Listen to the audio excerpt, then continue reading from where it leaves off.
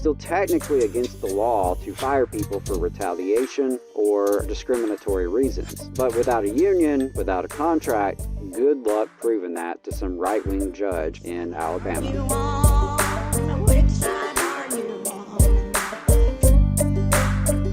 One of the things that was mentioned, actually, we got a couple of op-eds. We get, there's so many of these anti-UAW op-eds coming out in the Alabama press from the business class and from politicians. And one of them talks about right to work. And that's a phrase that's thrown around a lot, especially as, unions are gaining momentum and people are pushing back against it. Alabama being a right to work state is something that's said a lot. And it's said a lot, I feel, without understanding of what it is. So can you just, I think it's worth every now and then just kind of stepping back and doing a couple of these educational segments a little bit and just reminding people what is actually right to work. Yeah. So right to work is a misleading term. It does not actually have anything to do with a person's right to a job. Not really. Right to work refers to state laws that prohibit unions from receiving quote unquote fair share fees from workers who are represented by the union and covered by a collective bargaining agreement. So in a fair share state, a non-right to work state, the union and the employer can negotiate rules in their contract that require all the workers covered by said contract to either pay union dues as a member or pay a fair share fee if they're not a member. But in right to work states, these fair share fees are illegal. Right? So in a right to work state, the big government comes in between the employee and the employer and says, nope, you can't put this in your contract. You cannot talk about this.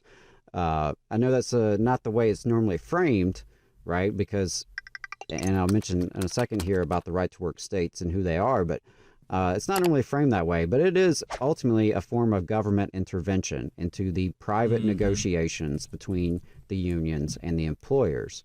So in all states, unions are required by law to represent all workers covered by a collective bargaining agreement, regardless of whether the worker is a member of the union. So in right to work states, unions still have to provide representation to folks, but workers are not required to pay a fair share fee for this representation. That creates a free rider problem that weakens unions, right?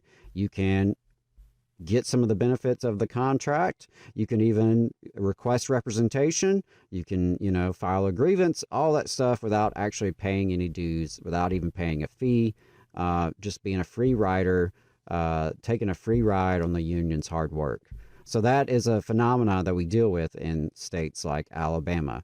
Essentially, right-to-work statutes prohibit employers and unions from requiring union membership in order for employees to get and keep a job.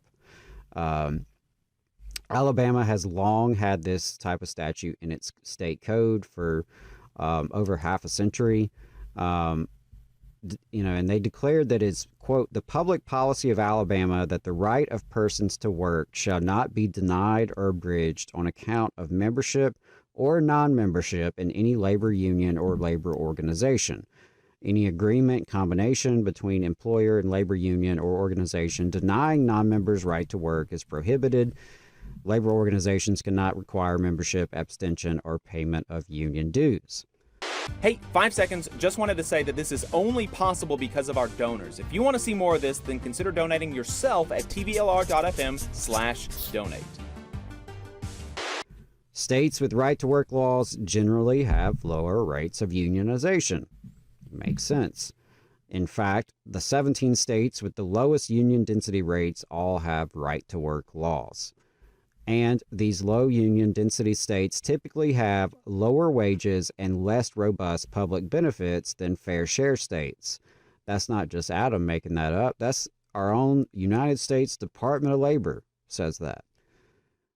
Now, right to work is often confused with at-will employment, right? People will sometimes say to me, oh, well, they got fired. It is a right to work state.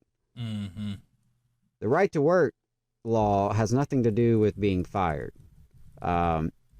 What you're referring to is at-will employment. which is the default in most states, certainly in Alabama as well. At-will employment means an employee can be fired for any legal reason, and they do not have to be given a reason or a warning. And I say any legal reason. It's still technically against the law to fire people for retaliation or for discriminatory reasons. But without a union, without a contract, good luck proving that to some right-wing judge in Alabama.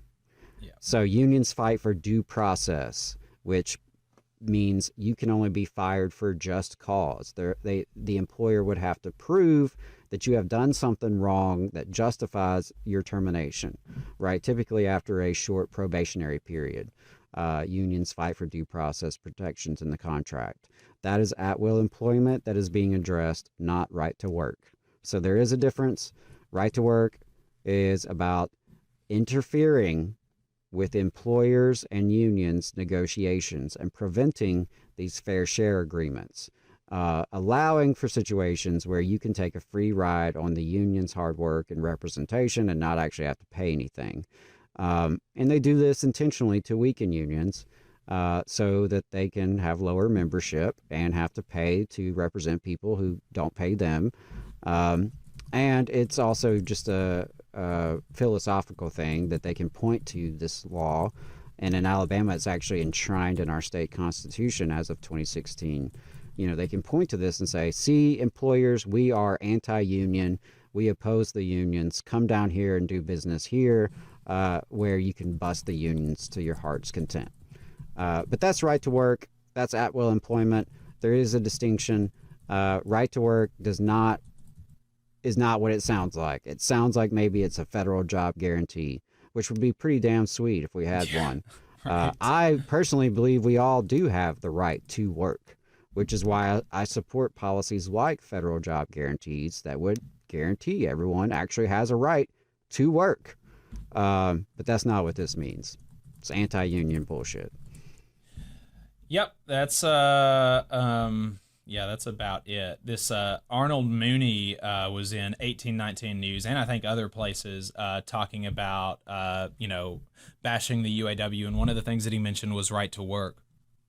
And apparently, he was the sponsor of the constitutional amendment in 2016 or 2017 that put right to work in the state constitution. Really, really kind of frustrating stuff there. Here's what Reverend Martin Luther King Jr. said about it. Oh, yeah.